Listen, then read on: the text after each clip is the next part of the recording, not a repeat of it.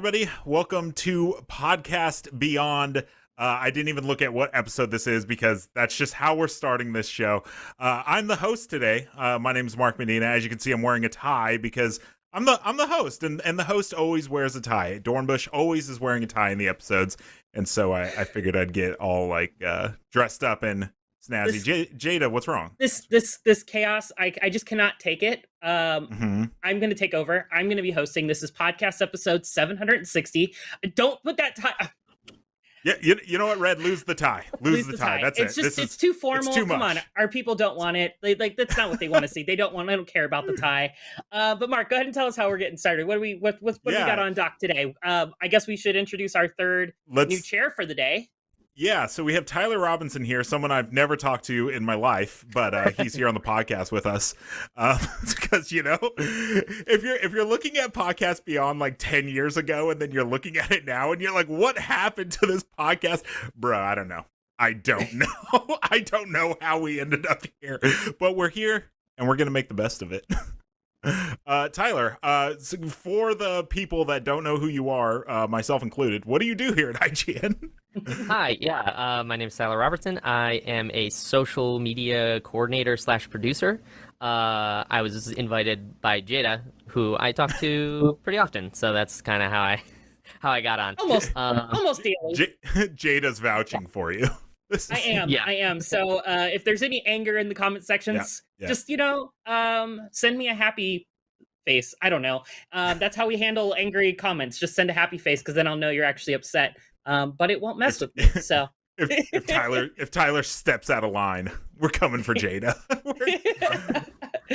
And then obviously, Jada Griffin's here, my co-host, the only person that I recognize today. So that's good. Mark doesn't recognize anybody else today, even his wife. I don't know anybody. He is face blind today, so it's totally fine. This is nothing bad against Tyler.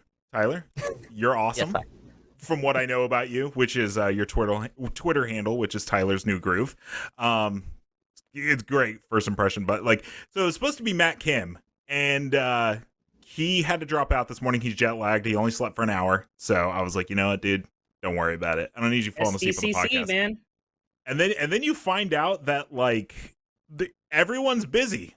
I don't know what they're all doing, but everyone's very busy. And we didn't even mention that Dornbush isn't here because he's at the vet. He doesn't have an animal as far as I know of. It's just San Francisco healthcare. That's where he was able to get an appointment. So he's at the vet. I mean, I've got my appointment after the show. So oh, good. I'm trying to find the camera. There we go. You and Dornbush will high five. Yes, we'll high five at the vet today. That's that's the plan. So make sure you use your other hand though.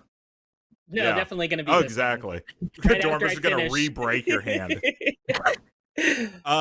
What's funny about this episode is you would think, okay, you know what? Let's just do a chaotic, fun episode where we just talk about whatever. There's actually a ton of news. Dornbush is cursed. Every Tuesday, me, Jada, and Dornbush have a meeting where we talk about how there's no news to talk about on the podcast. That is not the case today. There's so much stuff. We had a lot yesterday, and then even more dropped today. So we're going to start with that, which is the fact that we got a little bit of Grand Theft Auto 6. I wouldn't say leaks. I guess Rockstar would probably. Rockstar would probably consider them leaks, but for the most part, they're just they're from Bloomberg. Basically, the big news is that there's going to be, from what we could tell, 2 protagonists, and it's going to be kind of a Bonnie and Clyde thing. And one of them is a Latina female. So that'll be your first female playable character in Grand Theft Auto, unless you played as a female in GTA Online like I do. But yeah, this is kind of something that's kind of been rumored for a long time. I don't know if it was just wishful thinking or if it's something that people have really, really thought was going to happen. But it sounds like we got kind of confirmation today that that's actually going to be a thing. So Jada, let's start with you. How much of a Grand Theft Auto fan are you? Ooh, I was a big Grand Theft Auto fan until Grand Theft Auto 3 when I had 99% completion and my memory card got corrupted. So not as much afterwards. You swore off the series. I swore off the series. I was like, never again will I find a hidden package. Never again will I do a firefighter mission. Never again. But I've played 4, I've played 5, I've played a Mhm. little bit of the online, but it hasn't hooked me as much as the older ones used to. Probably because I was young and cheat codes were all the rage back in 3 and all those days, and you could just spawn tanks and blow everything Mhm. up. But I'm looking forward to 6. I'm definitely going to give it the old college try, like I do with all of them. Hopefully, this one will stick with me further. I think I made it like I don't know 2/3 through the campaign of 5, and then something new and shiny came out, and I was like, Sure. I'd rather play that than Grand Theft Auto, so I dropped from it. But it's a good I mean, series, and it's a long it's got game. it's a very long game, and it's got there's so much to it, and like I totally respect everybody who puts so much time into this, especially with like the RP servers and stuff like that. There's Mhm. so much to do in this game, and like I'm ready for 6. I think that's also part of the thing. It was like I've just been waiting for 6 to like come out to like officially kind of get back into it. Like I feel like it's almost a fool's errand to try and jump back into 5 with a fresh file at this point because I think my old file was on Mhm. 360 when I played it back in the day. So Well, yeah, it's on PS5 now, and the PS5 yeah. version is fantastic. Tyler, what about you? Please tell me that you are the world's biggest Grand Theft Auto fan. Well, I'm actually a bit of the opposite of Jada. I only got started in GTA with 5. Mhm. I just wasn't allowed to play it as a kid, and by the time I was like allowed to play GTA, I just wasn't that interested. But then GTA 5, when it came out, that was like it was a big thing with friends, playing online and stuff. So it's kind of my first foray into the GTA world. And I've had a lot of fun with it, like over the years, because I Mhm. mean, um, with all the updates that they've had for the online and everything, um, they're really good at keeping these games updated, at least on the online side. I know there was supposed to be Mhm. DLC, single player DLC at one point that just hasn't happened, but yeah, I'm Yeah, I don't think excited it's for gonna them. happen at this point. Yeah, yeah, they've given up, Yep. which is fair. But Yeah. yeah, It'll I'm release really as a excited for bonus with 6. Grand Theft Auto 6, guys. Like buy Grand Theft Auto Yeah. 6 and you get the DLC for 5 included free of charge. Well, speaking of DLC, there's something else that came from this leak or whatever you want to call it that actually has old Mark Medina a little worried. But you know, we'll get your guys' opinions on it. It's so basically the game is going to launch. This is reportedly going to launch with a single city, but add more locations over time as the game updates. Right? That sounds a little worrisome to me, only because it's like it's never a good it's never a good feeling I get personally to be told that you're getting a game that like they already have so many plans to update. Like I don't want to say that like single player DLC is bad, right? But you also could construe it as like they're releasing a game that's not like completely finished, that they have Mhm. grand plans, and that they're releasing. I guess the first city is going to be Miami, so we're going to get like Vice City vibes there. But the fact that they are already planning on updating it beyond that, you're kind of like, okay, well, how much are we getting the complete game when the game does launch? You have to assume that you're getting a fairly complete game, right? Rockstar has an incredible pedigree for releasing their games. They're full of life, they're huge, they're super long. But it's kind of a weird, it's something they haven't done before. Is Rockstar as basically being like, we're going to ship this full game, but then we're going to keep adding like cities. That's a little, the way it's worded is a little strange, but also, again, it's reportedly it's not something that they've announced. So I'm hoping once they announce that, maybe it'll make a little bit more sense. Jada, how do you feel about something like that? I think honestly, with how much legs, how much they have. Sorry, how much legs Grand Theft Auto 5 had after launch with just like not adding big content like that. I think it's a safe thing when it comes to Rockstar. I'd be a little bit Mhm. more cautious if it was like another company doing it that does open world games that don't generally have the most entertaining of stuff to keep you really like wanting to play regularly. I think if they're doing it something as like maybe they're adding a city every year and it's like a year one update, we're getting, San Andreas. Year two, we're getting a New York, whatever the New York city is. I forget what they call it in Grand Theft, but Liberty City. There you go. Thank you. Yeah. So maybe if they're going that route and it's like every year they're adding like a huge city and a huge amount of content that like rivals the initial launch, I think it's fine. But I'm also not the target audience for Grand Theft Auto. So like it could sound fine to me because I'm a casual Grand Theft Auto player. But yeah, I would definitely be more interested to know like what everybody in the comment section feels about this. So like I think this is a good point to kind of put our community question, like how do you guys in the audience feel about this like potential of getting new cities and stuff? Let us know in the comments afterwards. Yeah, it's just a little strange, right? Because it's something you would expect with Grand Theft Auto Online, and you have to assume that Grand Theft Auto 6 is going to have a new updated version of Grand Theft Auto Online. So it's just a little strange to have it seemingly be part of the single player. Again, content is never like I don't think there's a way to construe that to make it where it's like a bad thing unless you're paying. Like, are they going to make a new city and it's like there's not like a ton of content, but then they're charging premium prices for it? That's something that they've kind of gotten away with in Grand Theft Auto Online, right? Microtransactions and whatnot, but the single player seems a little strange. I don't know, Tyler, what do you think? Yeah, well, I mean, we're seeing the trend of like every game is trying to lean into the like live service kind of area more and more. And this feels kind of like they're doing that. I think Rockstar though, they're pretty good about like day one you release and it feels like a big game. Like I know people get worried about like I'm spending $60 on this game. Is the amount of content in this game worth $60? And I think with Rockstar you're usually you feel pretty good about your $60 going,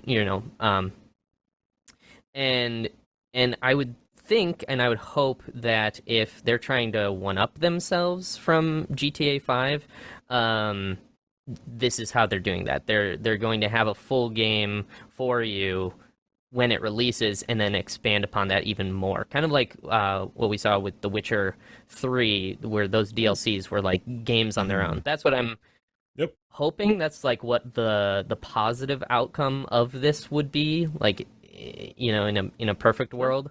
And I'm sure that's what they're hoping for too. But we'll have to see if it pans out. I think one of the reasons people get nervous about this is that a lot of the times it doesn't, and it does feel like you're kind of getting wrung for your money a little bit. So that makes sense. It's definitely concerning, but I think Rockstar, I feel like we can trust a little bit. Well, I hate to tell you this, young Tyler, but I'm pretty sure the game's gonna be $70. True. Lastly, to cap off the Grand Theft Auto conversation, is it also came out with this Bloomberg article that there have been predictions for launch that the game could come out around April 2023, or between April 2023 and March 2024, which would put the game out, let's say, fall next year, right? I don't think it's completely out of. If you were to ask me, does that seem feasible? I would say, yeah, probably. Grand Theft Auto 5 came out in 2013. Red Dead 2 came out in 2018. And then that would be another 5-year gap for Grand Theft Auto 6. But apparently some of the developers at Rockstar are skeptical about that launch date, and that there have been bottlenecks in production, and that they don't think that they haven't even really set an internal release date yet. Yeah, I think fall next year is probably a little too ambitious if there are production setbacks. And, a lot of people left Rockstar over the years since Red Dead 2, and there's been a lot of talks on changing the culture for Rockstar and stuff like that. So I know that there's been a lot of drawbacks, right? And Red Dead 2, the very famous black bars that come in every time there's a cinematic, stuff like that was added incredibly late, right? Like that was something that like the game was like had a year to go, and they're like, hey, wouldn't it be cool if black bars came down like every time there was a cinematic? And they're like, hey, do you know how much work that's gonna take? And they're like, do it anyways. So who knows what's gonna happen with Grand Theft Auto 6? But Jada, let's start with you. I have 2 questions. One, do you think the game comes out next year? Okay. Tyler, do you second question. Okay, so let's get a prediction. You say no next year. Do you think the year after that? I think 2024. I think fall of 2024 is a reliable date, especially with these rumors of launching just a singular city. I feel like it would have been further out if they were trying to do multiple cities, and they're like, hey, we've got to get this out because we're tired of everybody commenting where's GTA 6 anytime we do any type of announcement, where whatever. So I think 2024 is probably a safe bet for it, and that'll definitely be one of those huge launches that year. Yeah, and then the big question, and I think we have to like know the answer to this, but is this a PS5, Series X, PC exclusive? You know what I mean? Like, is this game coming to PS4 and Xbox One, or are they going next gen only? Gosh, that's a good. I don't know. I don't know the answer to that. Like, I would. For everybody who's got next gen consoles, I know they are hoping that that's a yes, because they have this feeling of like, oh, the older systems are holding us back. We're not getting the most pristine version of this game because they have to also cater to the older consoles. And we ran into that issue with Cyberpunk. When Cyberpunk launched, the next gen consoles versions, they didn't even launch with launch. Only the version that was playable at launch was PC. Any of the console versions were just not ready for launch. Right. Is the nicest way I can say about that. But I don't know. I think they go for both because GTA is just such a huge title that they want to get as many people in the ecosystem as possible, and to allow as many people to buy more of that Shark Card Cash, because that's where they make all their money. So. Yeah, I'm gonna say if it were next year, they would probably do both. They would probably do well. It's a PlayStation podcast, so I'll say PS4 and PS5. If it's going to be 2024 or later, I say they go PS5 only.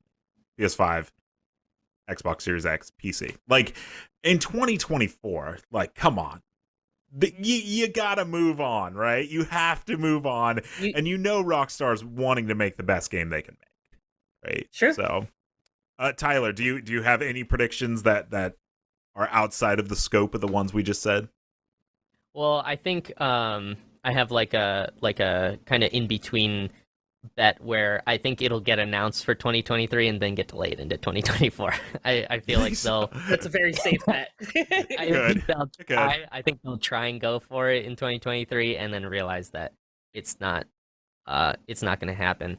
On the next gen versus previous gen thing, I don't know, because they released GTA 5 on both, but they were right on the cusp. Like they were right on the PS3, PS4, kind of right in that area, just like Last of Us and games like that. I don't think it launched on both. It was PS3 and 360 for a good while. Right. Before it came PS4 and Xbox One. I think that's about when the PC version came out. I believe probably about a year, probably about 2 years, I think. But yeah. Well, this time we feel so entrenched, or at least I feel so entrenched in the PS5 era now, that it feels like it might be time for games even of this, like, how big this game is going to be commercially. To finally be next gen only or current gen only. I hope so, but I understand. The like kind of fear that people not being able to play this game, right? Like because they don't have a next gen console. But like 2024, I don't know. We say it every year. By 2024, I have to assume that you will have been able to get your hands on a Series X or a PS5. Like that is. I know that sounds weird to say because of how much of a shortage there is now, but like we're talking over 2 years from now. Let's just say even 2 years from now. Like, if you are actively not able to get a Series X or PS5 in the next 2 years, then there are problems with this generation beyond just like a little bit of shortage. Like, something's going on. That's a good point. And the thing is like PS5 are incredibly hard to find, but Series X's actually aren't. You can get one fairly easily now. And Series S's, which obviously the game would run on, those are everywhere. You can walk into Target and there's just stacks of those. I know that because I just saw them. But there was a time where on Amazon you can get a Series X for like a week. It was just there and you can just buy it. Regular price. The PS5 has been a little bit more elusive, but in 2 years you have to hope that that's somewhat more solved. But maybe that's just naive, wishful thinking. Let's move on. Let's talk about a game that I've never played, which I'm sure the comments are going to love hearing me say that. Knights of the Old Republic. Jada, please tell me you've played this game. I only have memories of. No, I'm kidding. I've played so much of KOTOR. My favorite memory is, I always play Sith. I'm an evil person in my games. Sure. I love just being a jerk to people. It's the best thing to do, in my opinion.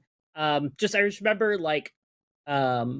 holding this dude captive, getting all the information out of I wanted out of him, and then forcing him to give me all his credits and then jump in a pit. It's on like one of the earliest planets, and it was just like one of those memories that will always stick with me in KOTOR.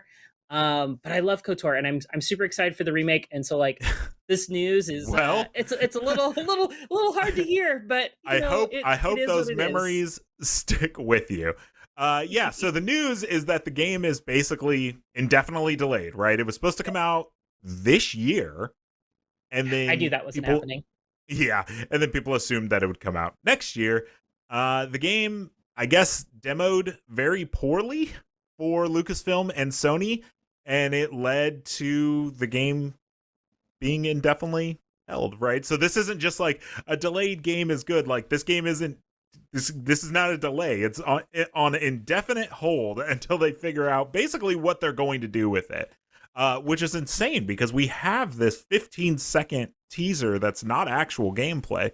So the game looked ready. So I don't know what happened, but no, it definitely was not. CG is all we need to know. It's all we need in games. With a giant text where they're like, "This is not actual gameplay." Yep. I read the article and. It looks like they did a lot of work to put together a demo, and that the demo didn't play well.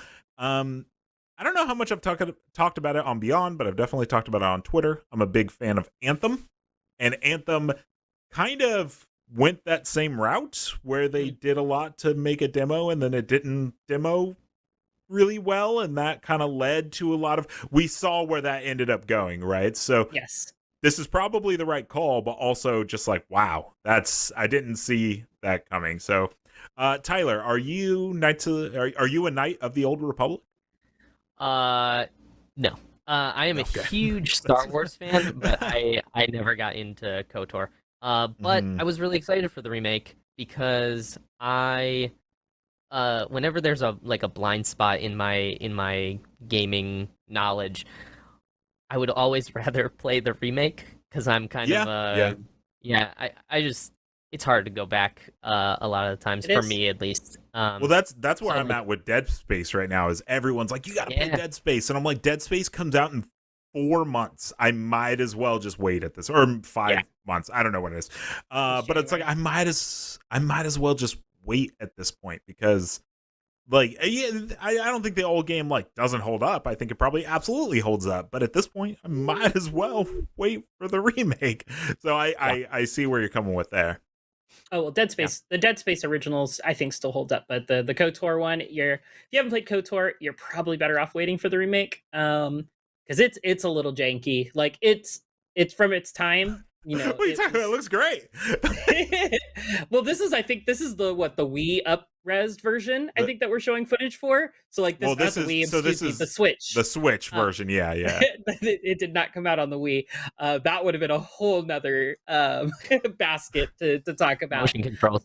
Yeah. Gosh.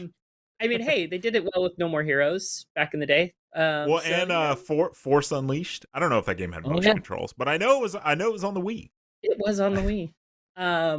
But yeah, no, I mean, KOTOR is fine, but it definitely takes some.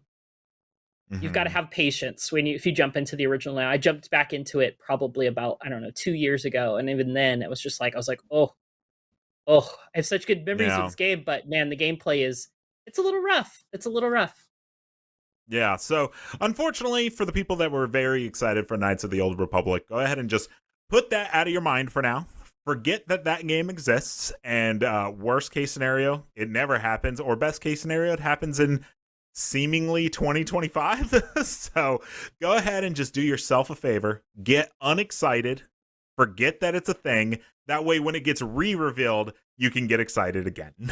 Hmm. As the only advice. It's called a coping mechanism. And then we have a few more news stories we can kind of blast through here because we have an interview soon. But the PSVR 2 got a little bit of an update. How much are you guys into the Quest 2? Maybe even the Quest 1, but I only have a Quest 2, so it's the only one I can speak to. I do not have either. Okay. Yeah, I have a whatever the first or second model of Oculus was, like way The back Rift? when. The Rift, that's what it was. Yeah. Yep, that's what Yeah. I've got. Yeah, it's cool. I like my VR. I used to play a lot of VR, so like when I got my Rift, I got it very early in its lifespan, and I loved it. But I just don't have the space since I moved to San Right. Francisco Yeah. to have a VR hmm area set up all the time. So just not as big of a thing for me lately. So the updates that Sony shared were not mind blowing, but cool. It's kind of like features that are on the Quest 2, and so it's just good to know that they're on PSVR 2. The first one being see through mode, which is basically you can kind of like hit a button and you can see through the headset, and you can kind of look around. The Quest 2 has it where you can kind of push a button, or if you're hitting the edge of the Guardian, which we'll get to in a second, it will show you a black and white version, kind of fuzzy version, of your garage or wherever it is you are, using the cameras on the front. That way you don't have to constantly be, taking the thing off of your face. You can kind of use a little bit of a see-through thing, and it works good. So this is just them confirming that, hey, this will have a see-through mode. So if you're watching the video version, like that's basically what it'll look like. It'll use a front camera to show you. That way you're not taking the headset off and messing your hair up. And then the other thing that they showed off showed off in a picture, was the customized play area, which is also on the Quest 2, it's called the Guardian, where you basically say, this is where I'm playing, and you essentially draw a line on the ground around you, and you're like, this is where I am. That way, if you get close to that barrier, it'll kind of show you like a wire grid, like, hey, you're getting a little close to your TV and you're about to punch it. So I thought those were cool, but what's even more weird about the PSVR is we still don't have a price. Nope. But we did get some news about the Quest 2, which was $300. Turns out in 4 days, it's going up in price. After being out for a couple of years, it's getting a price increase of $100. Could easily say, well, that's because they're investing so much into the metaverse that they need to pay themselves back somehow, so they're going to raise up the price of the headset. Or could be a shortage thing, and it's caused a lot of people to kind of be like, yo, how much is this PSVR 2 going to cost? So, Jada, we'll start with you. How are you going to get a PSVR 2, and what is the most you're willing to spend on one? Oh, man, I don't know. I like being a first adopter just because I like having the newest of the new. But I don't know about PSVR 2. Just like with how much I've used VR in the recent times, I don't know if it's going to be a day one purchase for me. But there's some Yeah. really good stuff that I want to play. So it'll probably come down to a flip of the coin if I'm able to get one early. I Yeah. probably will just go ahead and bite the bullet and do it. But I'd say probably 350 is the top price that I would like to pay for this. I'm hoping that they aim around that $300 price, because buying a PS5 and that right there is already like a $700-800 investment Right. before you buy any games. And we know there's going to be big holiday pushes whenever the PSVR 2 launches, where they're going to want people to buy these sets as Christmas gifts. So like parents going out to buy a console and a VR headset for themselves or for their kids, it's going to be a very steep ask to get both of those. You're optimistic, and I love it. And I love the joy you bring to the show. And you're always a ray of sunshine on Podcast Beyond.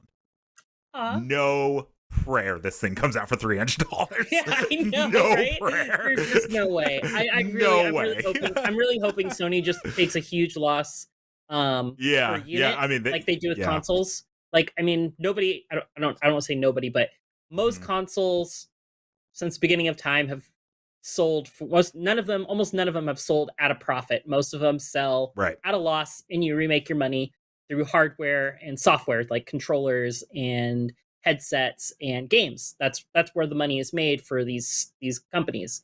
So I'm hoping that they're going to follow that and just kind of like accept that they might need to take a bigger loss on the VR headset to get the install base there right off the bat. Because some hardware, it's make or break in the first 3 to 6 months. If you don't get a big install base and get good buzz going, then Sony could be like, maybe we don't want to put as much into this as we were hoping to.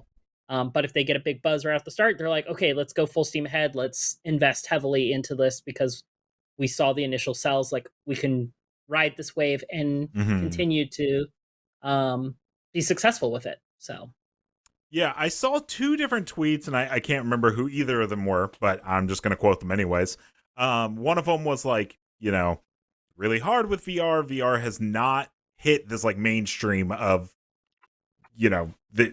that's the platform I play on, right? It's always going to be this like niche thing, right? And then another person who, I think it was Andrew from Alchemy Labs, he said, referring to VR as PC VR makes VR seem like an accessory, and it's not. It's gaming platform. And so I really don't know where I land on it. I have a Quest 2. I used it a lot when it first came out, and then my wife used it a lot, and then we kind of just stopped using it because it's like you said, you kind of have to like get set up for it. And once you play the games you want to play, you're like, I don't know what else to, I'm not going to, if there's a version of said game on a different platform, I'm usually going to play it on a different platform, as rare as that is. Tyler, what about you? Are you a big VR person? I got the first PSVR, and that was kind of my first foray into VR itself, and that was cool and interesting for the moment. But yeah, I fell off pretty quickly after that. I think a lot of it has to do with the kinds of games that are on there. Not that they're not good, but it's just there hasn't been one that, other than probably Beat Saber, that has really kind of made its way into the mainstream. But recently my roommate got a Quest 2, and we've been playing around with that. And I was like, oh, this is a way better experience. So the fact that PSVR 2 seems to be kind of copying the Quest in a few ways, that's actually really good, at least from my perspective, coming from the original PSVR. Because those are, it's just technology stuff. Innovations. Yeah. That's right. Competition. That's how it works. They come out. Yep. Yeah. So that's exciting. For price, I would hope under 500. Right. So I think 400. It could be 500. We'll see. I don't know. Yeah. It's a terrifying time. Yeah. Okay. Yeah. I don't know. I don't know if I'm gonna get a PSVR right away. Like I said, I do like the Quest a lot, but I don't know if I'm willing to drop that much money for. Well, depending on how much. The interesting thing about PSVR 2, the difference, I guess, between it and the Quest 2 is the Quest 2 is standalone, whereas this you'll need a PS5. So hopefully they'll be able to lower the price of the VR unit itself because they're offloading a lot of the technical work onto the hardware of the PS5. They don't have to put as much of that into the headset itself. You would hope so, except for the fact that the PSVR 2 has some real fancy controllers that I'm worried is going to drive the price up. If you are playing Quest 2, I highly recommend Super Hot VR. That game is Super Hot is fantastic. Fantastic. Okay, a couple more quicker news hits. We got the August PlayStation Plus games. Yay! So that's always a fun time on the show. So we got Tony Hawk Pro Skater 1 and 2. That's the remake. That's PS5, PS4. Yakuza Like a Dragon, PS5, PS4. And on PS4, we have Little Nightmares. And so these are the games that are the, like, you know, quote unquote free games for any tier that you have, from essential to premium. You get those. And then we also got the premium and extra tiers. We got an update where it's getting like all of the Yakuza games. I don't know. I don't know much about Yakuza, but it like looks like all of them. Yeah, it's the entire Kiryu saga, I believe, if I remember right with the character name. I've yet to play any of the Yakuza games, but this is, I feel like I mentioned this on the podcast in the past, and Shuhei heard me, and he was like, hey, let's put the whole Yakuza series in the PS Plus Premium or extra tier for Jada, because we know she wants to play these, and we want to make it easy for her. So I'm very excited to finally dive into the series. You only have 700 hours of games to play. I mean, I will never run out of games to play in this lifetime. Like, I'm really hoping we get to the point in our lifespans where I can just put my brain in a robot and keep playing games after my human body has rotted away for hundreds of years. Sure. I'm really hoping that's the point at where we get to. My human body's already rotting away. I mean, I think we all are, basically, at this point. Oh my god, that clip. The guy just jumped and flashed. That's I can't wait to play these games. Brad, what kind of B-roll are you playing? This is the turn-based RPG that they most recently released. Or I think it's real time. I don't even know. I just know it's more RPG than the other ones, which are more kind of GTA-esque, where you're kind of exploring the city, doing a bunch of quests, beating up people. You know, all the things you do in those types of open world games. I think the big thing was I never started these games because I was always confused. Like, do I start with Zero? Do I start with Kiwami? Like, where do I start? So if there's any Yakuza fans in the comments, let me know where I start when this whole thing drops. The comments are furious right now that we just don't have Max Scoville on. I asked. He was sick. Okay. Yeah. He just got done with Comic-Con. He's a very tired boy. If Max were here, he would be hosting. I guarantee you. That was the first avenue. I am the bottom of the bucket when it comes to IGN hosts. So if I'm here, you didn't go to Comic-Con, right? I didn't. I worked last weekend. Yeah. I did like every VO for every video that went up. I edited a couple, and then I made a ton of thumbnails. But I was not at Comic-Con. I worked here. Same here. At home. We were the B team. We got to work from home and do all the extra stuff. So that's why we're here. And some of the others aren't able to make it. So yeah. But yeah.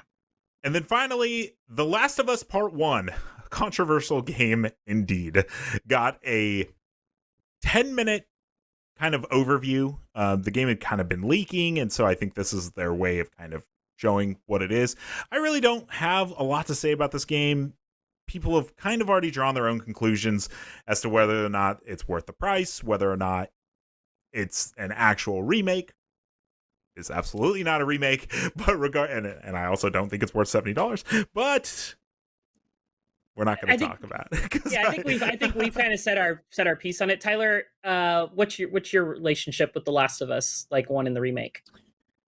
Oh, well, that's a big question, because The Last of Us or the original Last of Us is probably the game that made me go for this kind of job. I was going to school to be a music teacher, and then I played this game, and I was like, So I have sorry about that, man. Sorry you landed here. Ouch. That's gotta hurt. Well, it kind of all started by listening to Podcast Beyond at the time. So, again, I apologize that this is what it's become. This is we'll have Max and Brian and Jonathan draft you a letter of apology, Tyler. Yep. Maybe even like Colin and Greg, depending on how far back you watched. Like this is This is it's 2022, man. Be lucky this show exists at all. But yeah, this game holds a very special place in my heart. And as begrudgingly as I will do it, I will definitely probably be spending the money to play this again. 'Cause it Well, I'm was sure good. half The I'm sure graphics half of look the good. audience will be happy to hear you say that, and the other Mhm. half hates your We'll guts send. Well, now, the other half will send me. so- Well, they're gonna send me smiley faces because they're angry. That's what yeah. they're gonna send. We have a few more things to go over, and we are very limited on time. But first, we have an interview Jonathan Dornbush did. The only thing that the run of shows says is throw to Jonathan's Stray interview. I don't know who he interviewed. I assume Blue 12. Maybe it's just some guy on the street that he found. Maybe It's it's live from the vet. It's live from the vet right now. It could be from the vet. We're getting a live with the feed. vet. Yeah, it could. Yeah, it could be the cat. Stray cat. Yeah. So we're gonna throw to that interview, and then we'll be right back to talk about games. I guess I don't know. Whatever. Beyond and hello everyone, Jonathan here, and I am very excited today to be talking with one of the producers of one of my favorite games this year, Stray, from Blue 12 Studios, Swan. Thank you so much for joining me to talk about this wonderful game that I know I've loved, our whole panel has really loved, and that a lot of our audiences has loved as well. So thank you so much for being here. Thank you for having me. Really, really excited to be here today. Thank you. And of course, obviously, we have a perfect picture representation of you on screen to chat with. But no, I really appreciate you taking the time, and It's very accurate. I'm glad people can get to know the real you at home. I do want to jump in, first off to congratulate you on what feels like a huge success and celebration and joy. We're speaking, I guess, just about a week after Stray has been released, and I just wanted to hear from you. How has the team been feeling since launch? How has the reception been from your end? How are things going in a post Stray launch world? Well, thank you very much. First, I think the correct word is overwhelmed. Working for so long on the game, you start to lose a bit of perspective on the what you're doing, and seeing all the very positive feedback, and seeing players being excited and reacting to the game, and even most importantly, actual cats and dogs reacting to the game being played is an incredible feeling, and we're really, really happy and excited. And it's something I remember. I was fortunate enough to do a preview with you and the team for Stray, and I remember, the team talking about having cats in studio, obviously as the game was being made, or reference from all the cats on the team. Were there sort of reactions as the game was being developed that help you kind of get a sense of how pets might react to the game? Would cats take interest as sounds are playing or seeing things on screen? Was that something that happened in the development process as well? Oh yes, definitely. I think about 80% of the team are cat owners, and we're definitely all very passionate about our companions. And we do have indeed two cats that are working with us in the studio almost every day. And it was a very nice moment. It kind of happened progressively, but it was a very nice moment when the cat in the office started to react to the sounds or the visual that were on our computers. It gave us a really nice feeling that we were going in the right direction, with this intention to have a cat that is really just a normal cat, and be realistic about this. So I don't think we were expecting that basically all the cats in the world would actually react that extremely to the game, but it's an incredible thing to watch. Yeah, it's really been a joy to see that sort of blow up on social media. I know for me personally, I don't own a cat, unfortunately, because of allergies that I've been cursed with. But I do have a dog. It's been a struggle, especially with a partner who absolutely adores cats. But our dog, definitely, every time I press that meow button, his ears would perk up just a little bit to be like, what's going on over there? I'm a little concerned. But speaking of the meow button, I think the ways the team so brilliantly translated being a cat into the gameplay mechanics of Stray, and that being not just a part of interacting with the world and being a toy within the world to play with, but the ways to solve puzzles. I guess how did the team go about deciding what elements of being a cat were important to translate to gameplay? That's an interesting question. I think there's a bit of a constant inspiration, just living with cats and having them as your companion. You kind of see every day new ideas that come up. But we did have a very extensive list of all the cat things that we had in mind that either we experienced directly or just seen on the internet, because as you know, the internet was invented to host cat pictures and cat videos, so there's a big culture around this animal. Being a small team, obviously, we kind of had to choose our battles and try to prioritize the one that seemed to be the most important, or the one that will really make you feel in the control of this character and make you feel like you are actually a cat. But we did try our very best to add as much as possible. And I think so many of them are really wonderfully introduced in the whole experience. You know, it's something that I think the team doles out really well over the course of the game, where you're learning new ways to explore as a cat, or if you're interested as the player, you can kind of go ahead and start messing with the world a little bit to figure out when is it fun to meow, or when is it beneficial to meow or not beneficial, and you learn these things as you go along. I'm curious, you know, putting some of that stuff in there. Was there anything, you know, you were mentioning sort of having to pick the battles. Was there anything, I guess, that you were particularly excited from like a cat behavior perspective that did end up in the game, or is there something that you were hoping to that the team couldn't quite get in, you know, with time and you know, team size and all that? It's hard to choose a favorite. I think one of the one that seemed to really be interesting to people is just the fact that you can sleep in the game. You just have the cat take some pillows and have a nap. I personally think that's the most role play way of playing Stray. Is just if you can sleep for 18 hours, you're really close to the experience of being a cat. And there's also the fact that you can scratch the sofas. You know, being a cat owner myself, I was kind of always in a bit of a conflict with my companions about this topic, and now that I can experience that and see the how you know how interesting and fun it is to actually do it, I can relate a bit more, and I understand how they can want to do that so hard. Well, and the nice thing about doing it in Stray is that it doesn't actually cause any damage for anyone, so we don't have to worry about replacing a couch or anything anytime soon. I've seen a few TVs that seem to be a bit in danger, but they do get. I've seen some photos where cats are getting very close, and it could be alarming if they start to scratch.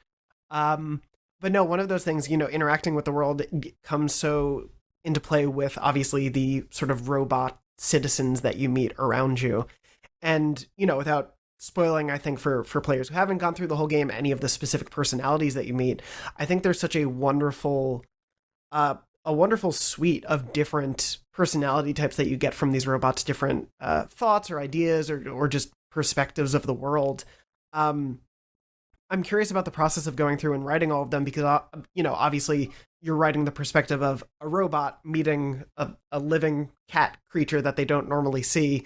But they're also all going about their own lives. I was curious sort of what the team's goal was in creating all these different personalities with the robots that you encounter.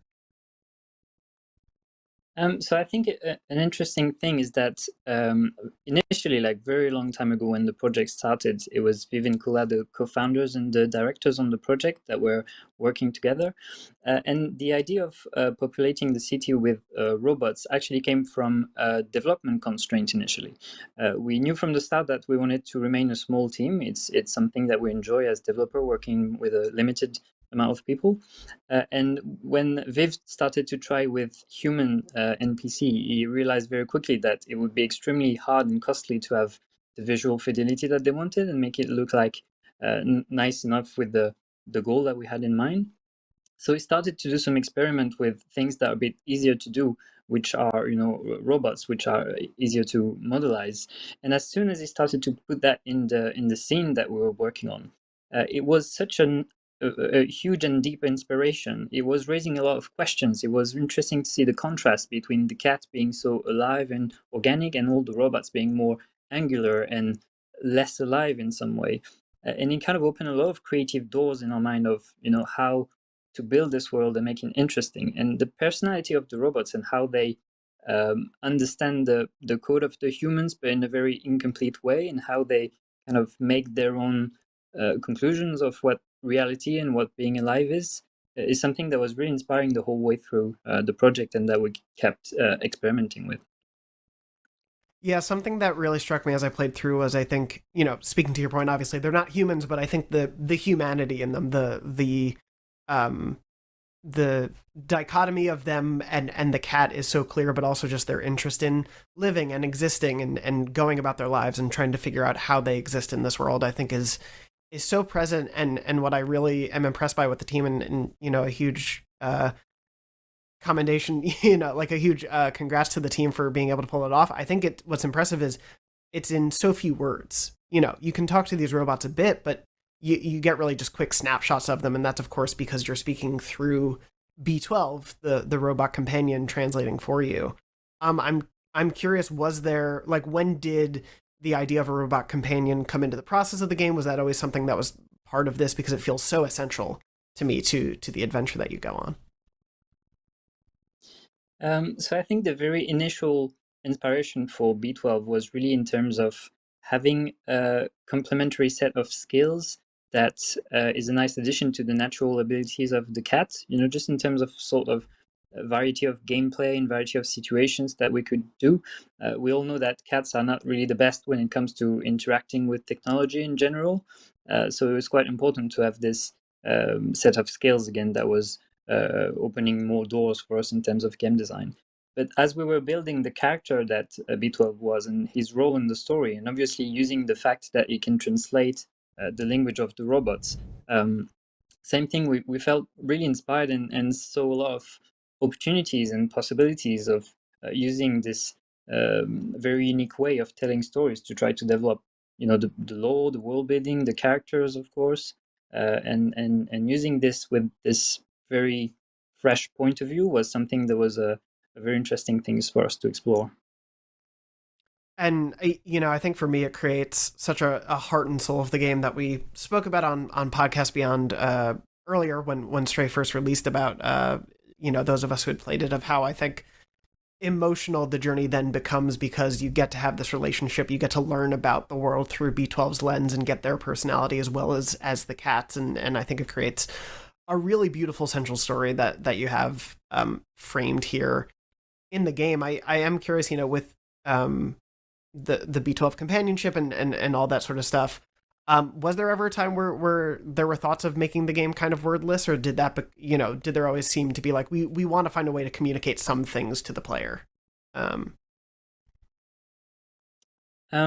think it was an intention quite clear from not the beginning, but very early in the project from Vivian Kula to have some element of text and be able to develop, the world around and the characters a bit further. But we do try to use, the physicality of the cat and the environmental storytelling and all the just the situations more than text explaining these as present as possible in the game. So even though it is something that was here since the beginning, it's something that we do try to complement with a lot of different ways of storytelling, if that makes sense.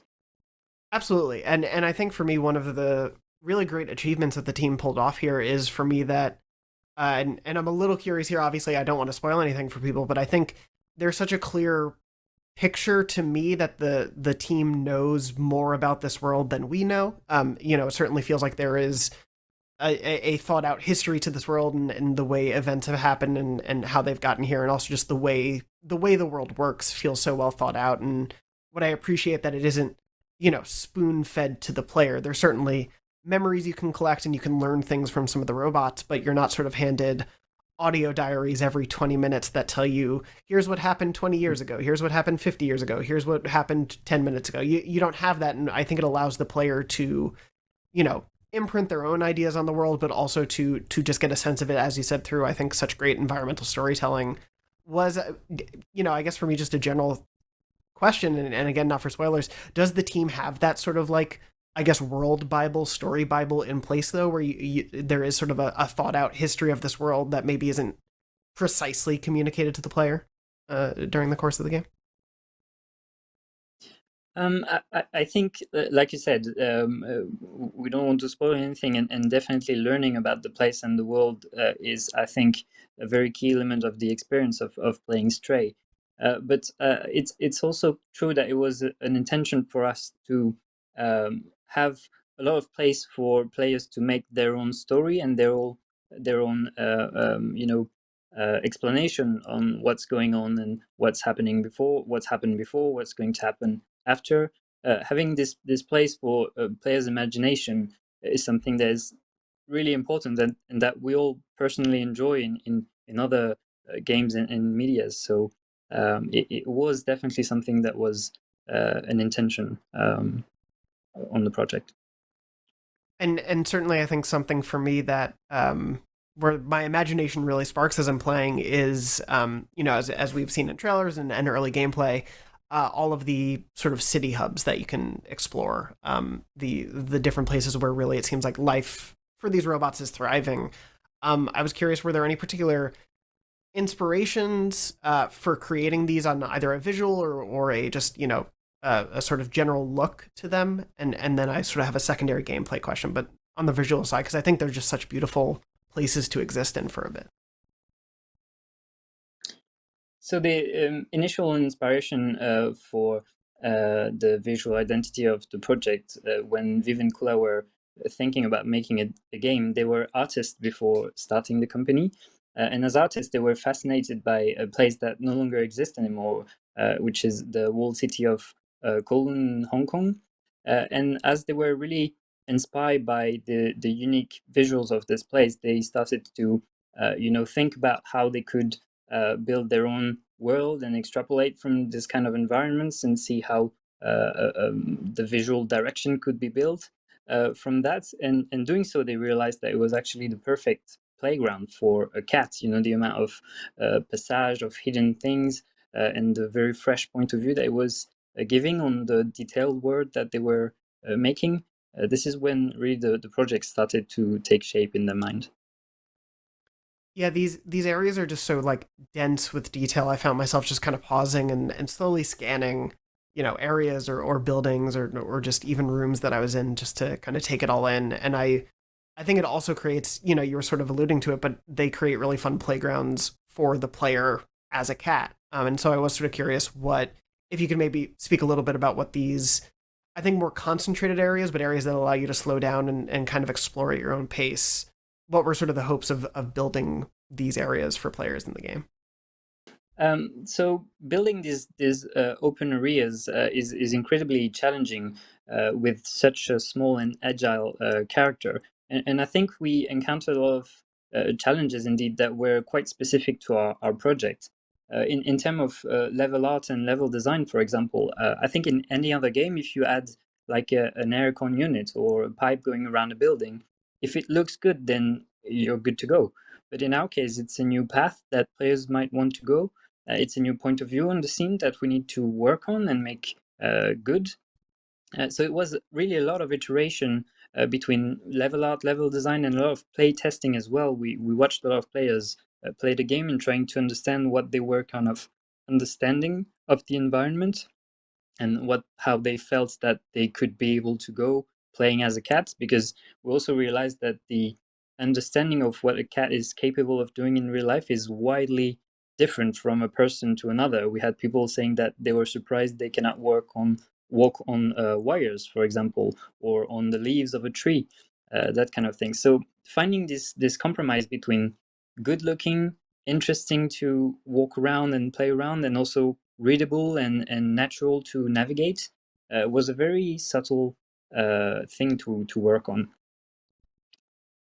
Yeah, it's something that I think, especially perhaps with the first area that you enter into, you've got this I think very clear and immediate readability, as you were saying, of the world. I think some of my favorite things are just little touches of, oh, I can jump on that air conditioning unit, but I can't jump on that because it has sort of the spiky ends on it that probably a cat shouldn't jump on to be safe. And I think just little touches like that and lighting and things like that go such a long way to the readability for players. And I think it creates this natural sense of wanting to explore the world as you go along. But also, of course, between these areas, you do have more action-packed scenes. I was sort of curious of what the team wanted to do when it came to action of, you are still a cat, but I think you have really great chase scenes in there, some other light action that I don't want to spoil too much, but you have these moments that get a little bit more action-packed. What were sort of the goals or ideas that came to mind that the team thought best suited playing as a cat, but being something that could be a little more action-packed than just exploring? I think it comes down to the fact that Stray really is at its core an adventure game. It's a game about a journey of this character through this mysterious world, and in that setting, the rhythm, the pacing of how we tell about this journey is really important. So we did work a lot on having different types of rhythm, different types of interactions, different types of colors, and how the gameplay is varied to make this journey interesting and makes you want to move forward and learn about what's going on after. And the action sequences were really a nice counterweight to the more slow-paced exploration bits of the game, where you're free to roam around and understand about the world. And trying to have this variety in pacing and in gameplay was really important. And also, it makes a lot of sense with such a versatile character to try to explore all the situations that, from a gameplay perspective, can be inspired by this. Absolutely. No, I think it keeps up the pacing of the game, the momentum of it, and allows those quieter moments of exploration to really breathe, to let you enjoy them at your own pace, and then to have these moments where it's amped up, you're really in the thick of it. I think create such a create the stakes of the world so well, especially for the reality of what you're working for and chasing toward throughout the game. So it's really brilliantly mixed in there, I think. But one thing that sort of combines it all for me, not just the visuals of it and the look of it, and I think the readability that comes through even in those fast moments, is the beautiful score and soundtrack as well. Excuse me, and whether it was sort of the sound design of the world or the actual music that plays throughout, I was curious, were there any sort of main emotions or goals or ideas that went into the soundscape of this world? Because I think it's such a beautiful world to also just listen to. Well, we have this incredibly talented composer in the team, Jan van der Kruisen, who is amazingly versatile in the way he makes music. He's got really a lot of different tools accessible to him, so he can really explore a lot of different nature of soundscape. And he joined us very, very early in the project during the end of the conception, and he has been really adding such a unique atmosphere and a unique point of view that was really complementary to the visual detail and mystery that the art team was adding. He actually did, before the project, some kind of circuit bending. This those musicians that are using like old toys and trying to deconstruct them to make music composition and electronical music. Wow. And yeah, having his point of view on the world that we were building was an incredible addition and was so inspiring the whole way through. Yeah, it really, I think, brings together and works so well within the different scenes. I think there's what's great about Stray is, for me, in so many ways, is the gamut of emotions it runs. There are very tense moments, there are very light moments, there's everything kind of in between of happy and sad and everything. And I think the music that kind of suits to it all throughout not just fits those emotions, but fits the world so well. And it really creates this sort of beautiful, as you said, journey and adventure game that you're on.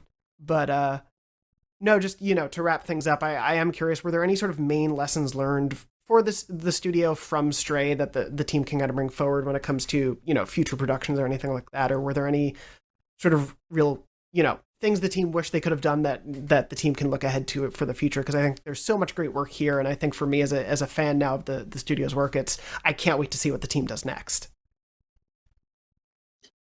So it's hard for me to answer because obviously things are really fresh. Like we're still trying to understand and comprehend the feedback that the players are giving. We're really happy with all the mails that we're receiving. Really touched by all the players enjoying the game, and the company in the studio was created around the idea of this game. So it's really our first game as a team, and there's a lot of lessons and a lot of things that we learned along the way and that we can still progress on, I think. So I think taking a step back and trying to see and understand exactly what the game is now that it's not ours really is going to be important, and wait for this to make decisions about the future and what's the logic next step for us is. Of course, that makes a total sense, but I think it's safe to say, at least for me, and I know certainly from our audience's reception of it, there will be a lot of fans eager to see what the team is up to next. Before I let you go, of course, I do want to ask, I know that you mentioned earlier, obviously a lot of the team has cats, are cat owners, loves cats. Can you speak to your own, personal, are you the parent of any proud cats of yourself? So it's a bit of a touchy subject because I have 2 cats, but I also have 2 dogs.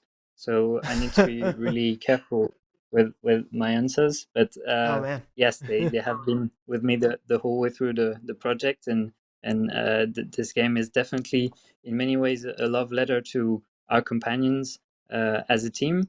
And actually, we know we received a lot of positive feedback, but when we see somewhere that after finishing the game, someone just wanted to hug their cat, that's really the best feeling, and that's really something that is touching us on a very deep level. That's great to see.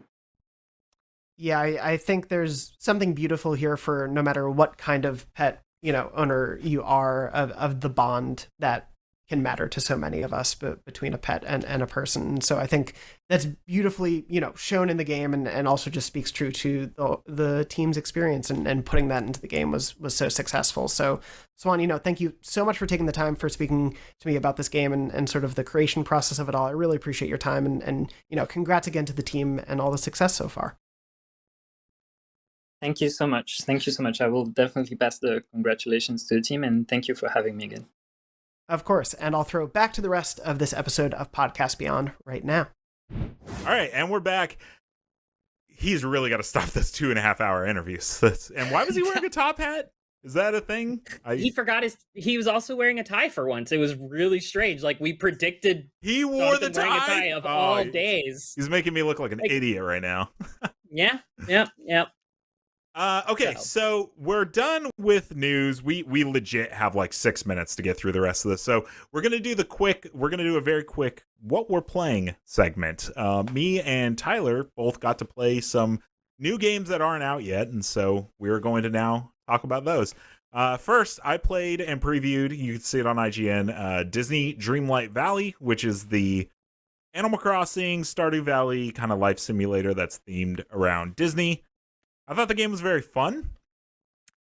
In the preview phase, I didn't really get to see, it is a live service game, so I didn't really get to see the battle pass. I didn't get to see what the microtransactions look like, but in the form that I got to play, I thought it was pretty fun. It's a little bit different than something like Animal Crossing, right? Like, you don't really have to sleep in the game. You can get your energy back like super fast. Crops grow really quick. It's really about just building and dressing your character up. But I thought it was fun. And look, there's me. There's my name. And I was pretty addicted to it. And there's a few other people on staff that had been playing it as well that like it a lot. And I know there's a lot of people looking forward to it. So if you're interested, go watch my preview.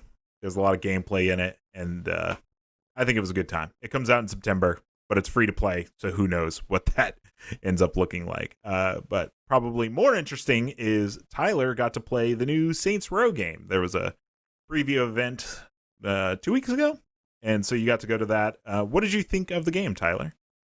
Yeah, it was a good time. JR actually wrote the preview for us. Mm-hmm. I was just there on a social level, getting B-roll of the little party they threw for us, and the as much behind the scenes stuff as I could. But yeah, we got to play about 4 hours of the game. I think it was pretty much right from the beginning of the game. We started a new game, and it took us through the tutorial, the character builder, if we hadn't already done the boss factory, which a few of us were late due to some plane delays, so I didn't get to do the boss factory thing the night before. But it's good. It feels it feels very GTA kind of style with your cell phone giving you missions and stuff like that. And changing your wardrobe. You can do it from anywhere. You don't have to be like in a closet to change your wardrobe. You can literally do it on the spot.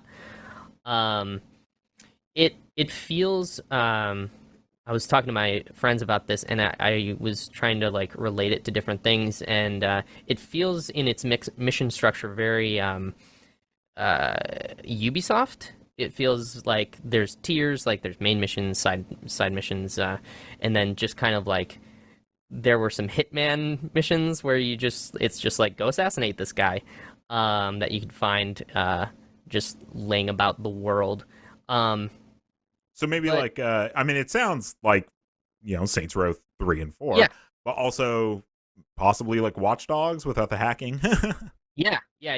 A lot of those vibes. And then the comedy is kind of the thing that differentiates it. It's got that, you know, wacky Saints Row comedy.